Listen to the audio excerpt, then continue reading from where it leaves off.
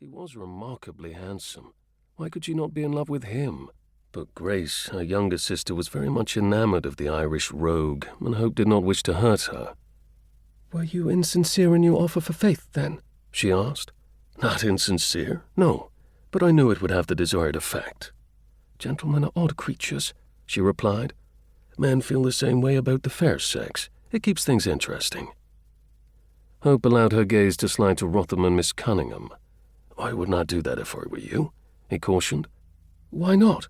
Hope asked, though she knew she should keep her eyes on her partner. "What is the harm in looking?"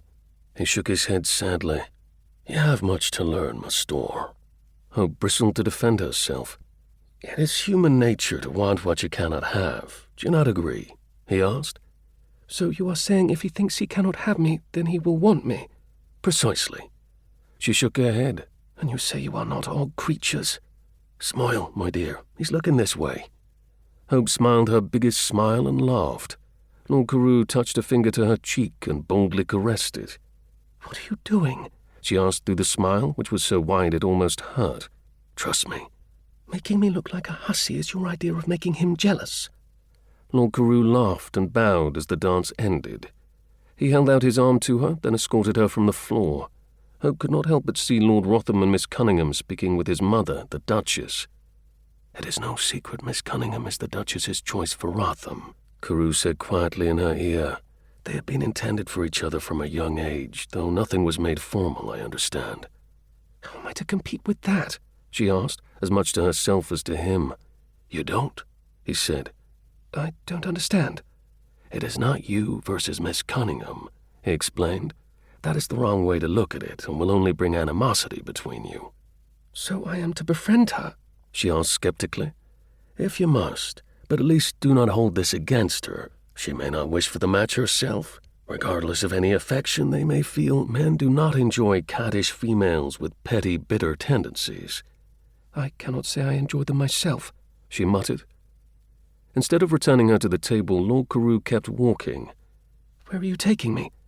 Have you had the privilege of being introduced to the Duchess? No, but now is not the time. Hope tried to resist and pull back.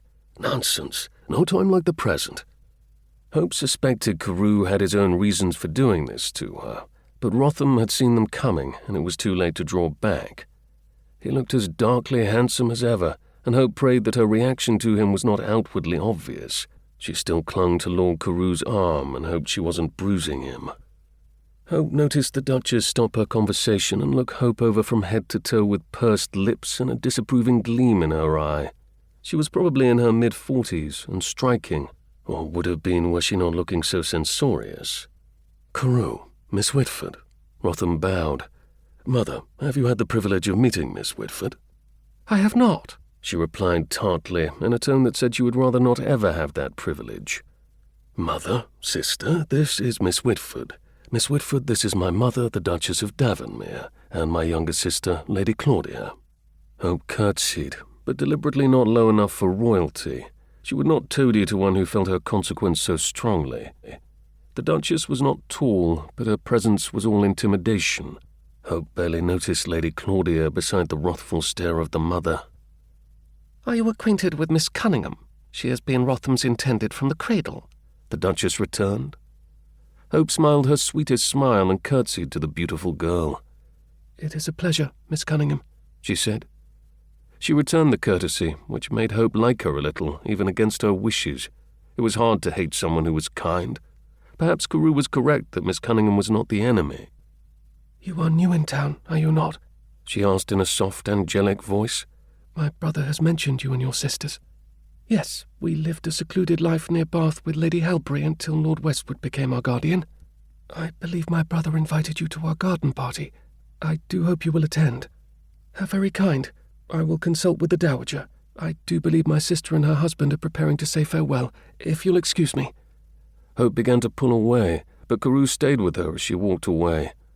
The Duchess has thrown down the gauntlet, has she not? Rotham will not be pleased.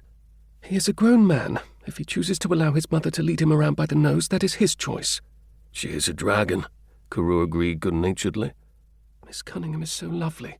So lovely that it hurt Hope to compare herself to the young lady. Rotham sees her as